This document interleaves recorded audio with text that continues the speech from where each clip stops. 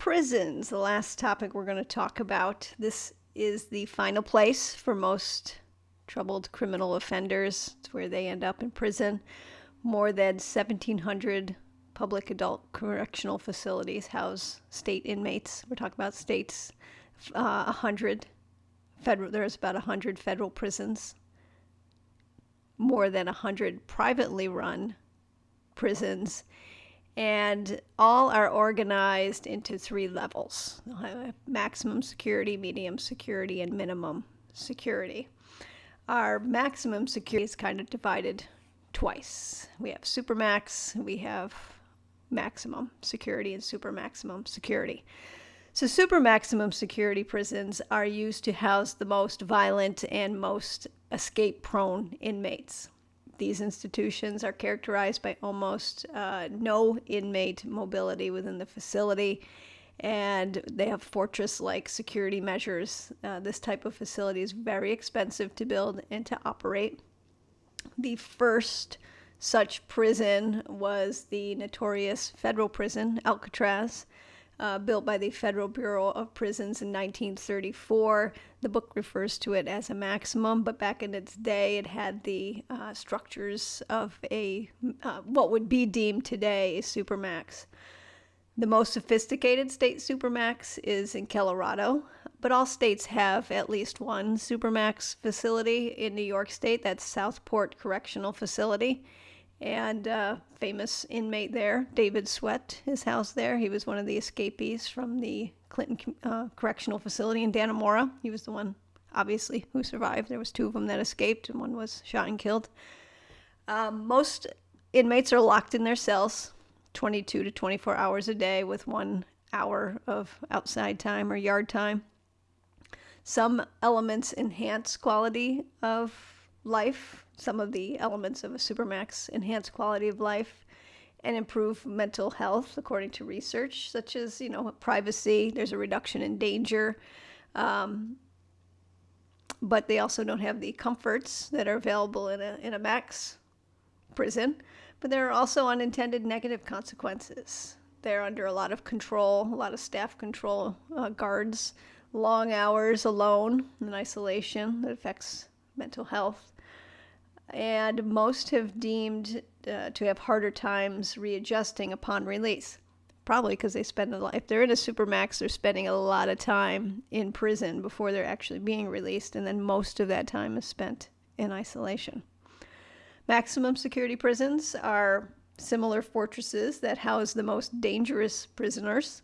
Only 20% of the prisons in the U.S. are labeled as maximum security, but because of their size, they can hold about 33% of the inmates in custody. Because supermax prisons are relatively rare, maximum security facilities hold the vast majority of America's dangerous convicts. These facilities are characterized by very low levels of inmate mobility and extensive physical security measures. There's tall walls and fences. Those are common features. Usually on top is, barbed wire or razor wire. Watchtowers are staffed by officers armed with rifles. That's common in these types of facilities. Security lighting and video cameras are almost universal features. Some of the older facilities don't have as many security, or they have places that have blind security that they're trying to fix that issue, because what happens is inmates or guards get attacked in the blind spots. States that use the death penalty usually place death row inside a maximum security facility. These areas are usually segregated from the general population, and extra security measures are put in place. Death row is often regarded as a prison within a prison, often having different staff and procedures than the rest of the facility. Some examples of maximum facilities: Sing Sing in New York, Clinton Correctional in Dannemora is a maximum, Attica is a maximum. Like I said, the book mentions the federal prison Alcatraz, but in its day it would have been considered a supermax. Let's talk about the next: medium security prisons. They use a series of fences or walls to hold prisoners that While they're still considered dangerous, they are less of a threat than maximum security prisoners. The physical security measures placed in these facilities is often as tight as for maximum security institutions. The major difference is that medium security facilities offer more inmate mobility, which translate into more treatment and work options. These institutions are more likely to engage inmates in industrial work, such as the printing of license plates for the state. Our minimum security prisons are institutions that usually do not have walls and armed security. Prisoners housed in minimum security prisons are considered to be nonviolent and represent a very small escape risk. Most of these institutions have far more programs for inmates, both inside the prison and outside in the community. Part of the difference in inmate rights and privileges stem from the fact that most inmates in minimum security facilities are short-timers, meaning they don't have long sentences. In other words, they're going to be released soon. The idea is to make the often problematic transition from prison to community go more smoothly. Inmates in these facilities may be assigned there initially, or they may have worked their way down from higher security levels through good behavior, and they're approaching their release date. Women, there's no discussion about any women prisons in the book. I'm just going to make a note of it. Women are most often housed in their own prisons, women's prisons. These are distinguished along the same lines as male institutions. These institutions tend to be smaller than their male counterparts are, and there are far fewer of them. Women do not tend to be as violent as men are, and this is reflected in the way they're incarcerated. The majority of female inmates are incarcerated for drug offense. Inmate turnover tends to be higher in women's prisons because they tend to receive shorter sentences.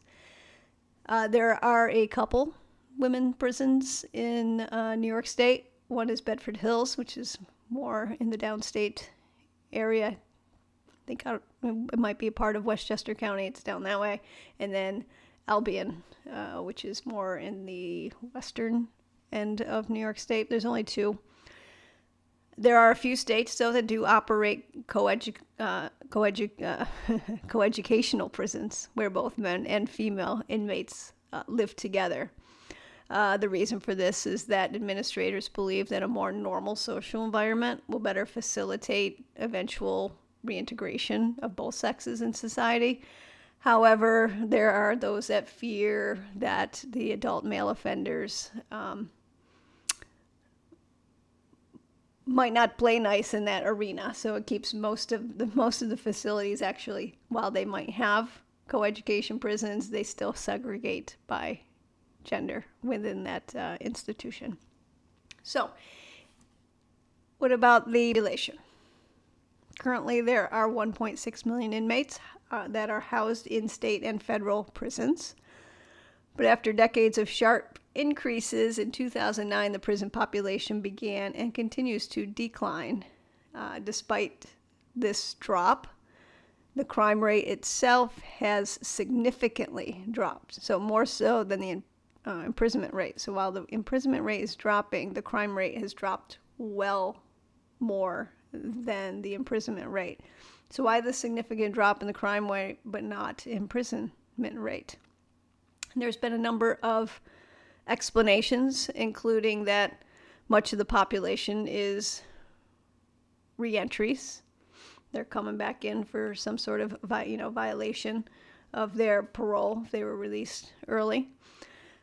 Criminal legislation increases incarceration, i.e. those mandatory prison terms that we were talking about. If you get a particular offense that has a mandatory term of prison, there's nowhere else to go but prison.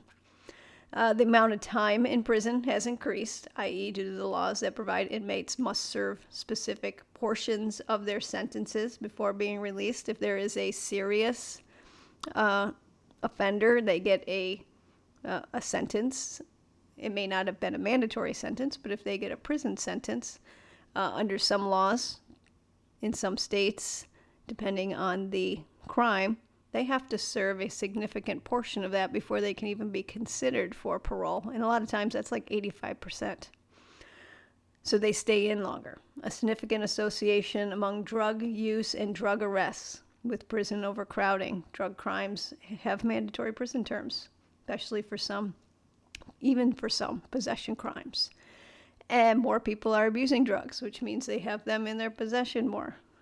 So they're more apt to be arrested. While the trend in prison population data is down, prison overpopulation is still a major problem in many states. Many of those states are under court order to fix overcrowding problems. Governments have responded with many programs aimed at reducing prison overcrowding. More prisons have been built. Existing facilities have been retrofitted to house more inmates within legal guidelines.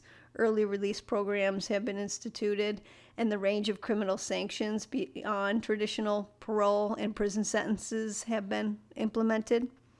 Many states have altered the criminal laws to decriminalize or reduce the classification of crimes, in effect sending fewer people to prison. That's recently happened in New York relative to drug charges involving marijuana. The passed laws in 2019 reducing sentences for possession of marijuana and sales of marijuana in hopes to keep these individuals out of prison. So who is a prison inmate? The majority are young, male, poor, minority group members. That's who is primarily in prison. By race, African Americans is a large percent of the inmate population. As I just mentioned about women in prison, very small number, 7% are female, which makes 93% in prison are male. Inmates are relatively young. 29% of the inmates are between the age of 16 and 35.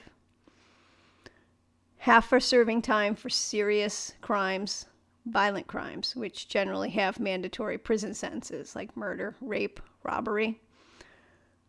Social problems. Many inmates report suffering from social problems such as undereducation, underemployment, and abuse, and some have psychological issues as well. Many have suffered from TBI. So that's our profile of a prison inmate. Are prisons the only type of facilities? We have more. Besides prisons and jails, I just talked about jails, there are other correctional facilities that operate within the U.S. And we have one in the category, we'll call them prison farms and camps. And they are found primarily in agricultural areas in the West and in the South. We don't have any here in upstate New York or in New York at all. The prisoners are they're running farms. That's what they're doing. They're at a camp. It's a minimum facility. It would have to be a minimum facility. Non-dangerous individuals that are working farms. They grow and maintain produce, grains, dairy products, and those things are used in that state's correctional system and other government facilities. Side note about inmates making products. Yes, they make the license plates here in New York State, but also when the coronavirus took effect and you couldn't find hand sanitizer anywhere, the prisons were making hand sanitizer, and that was being supplied to all of the government facilities and government agencies all the way down to the county level. If you went to any New York State agency or a county building, the available hand sanitizer was probably made by an inmate. And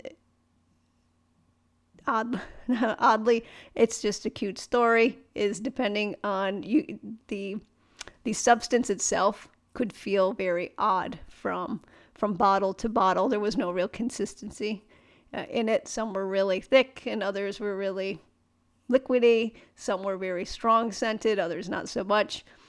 So while there was hand sanitizer, it wasn't particularly consistent, but that was one of the things that happened, is inmates were making hand sanitizer. But I digress.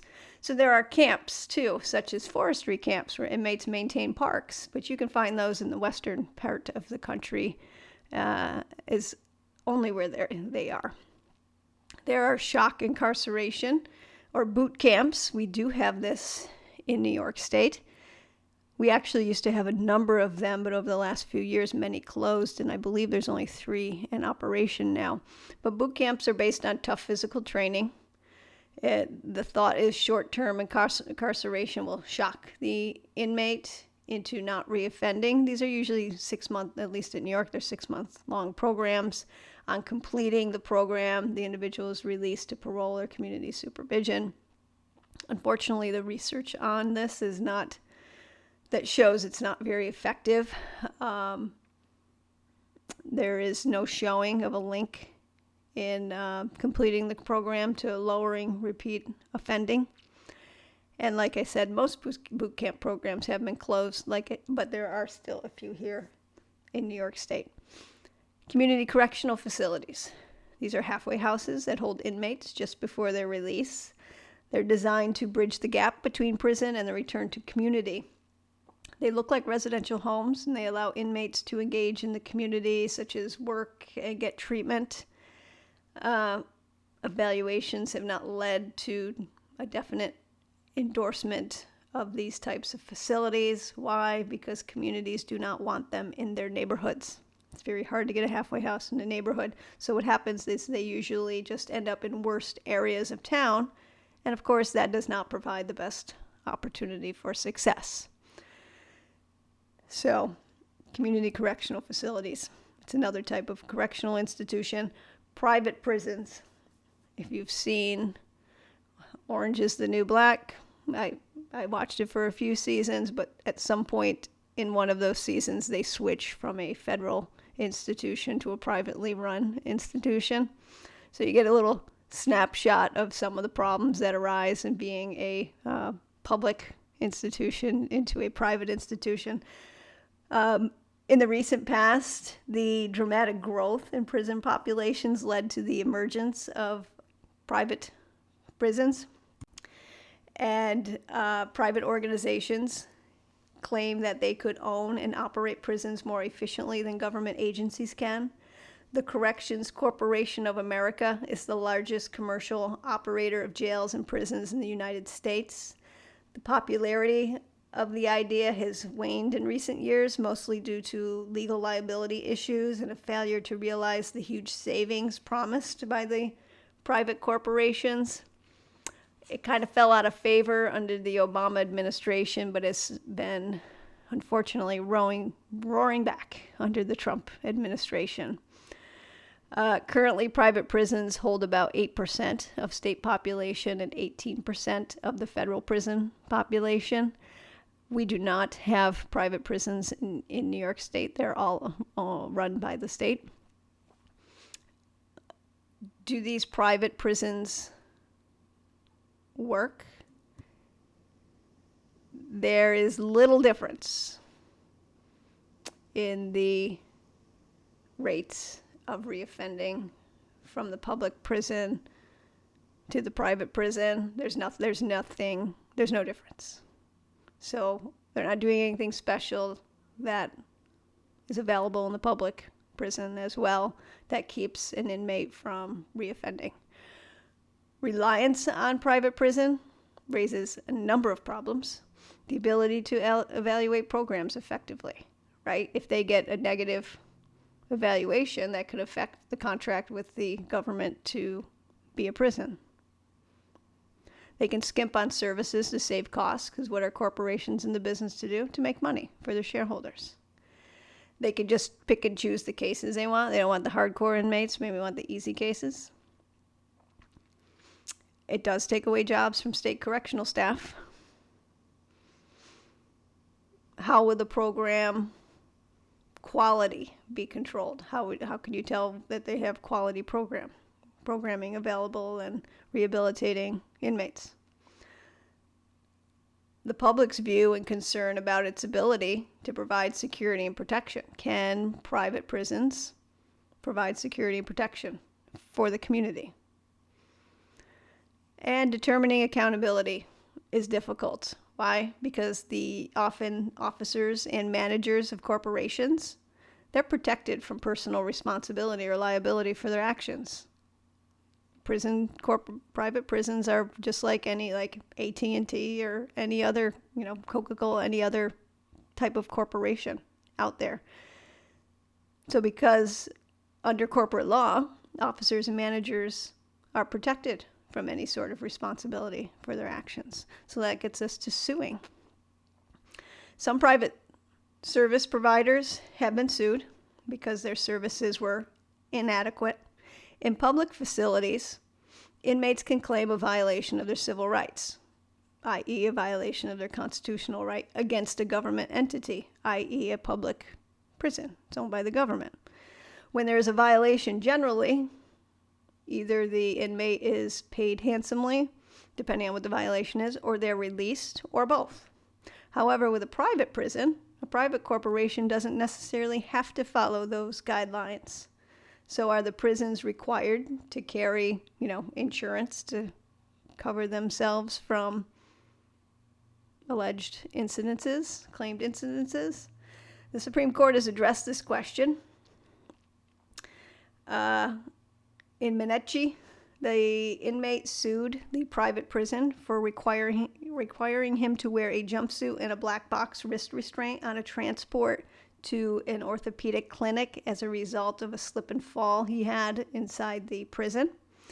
He claimed that that was a violation of his Eighth Amendment constitutional right against cruel and unusual punishment. And the court said, guess what? The Eighth Amendment rights, they don't apply against the private corporation. They don't apply. So lawsuits against them are limited. And clearly, with that ruling, inmates do not have any constitutional rights under a private prison. So their rules are their rules, and they don't have to apply. Well, according to this, they certainly don't have to worry about a secure restraint in the form of a jumpsuit and a black box wrist restraint. It's kind of hard to explain what those are on the video, but they are like handcuffs, but they're black boxes. They're not like wrists. They look like bracelet wrists with a chain in the middle. It's just like they're two black boxes together, so both their hands are shut together.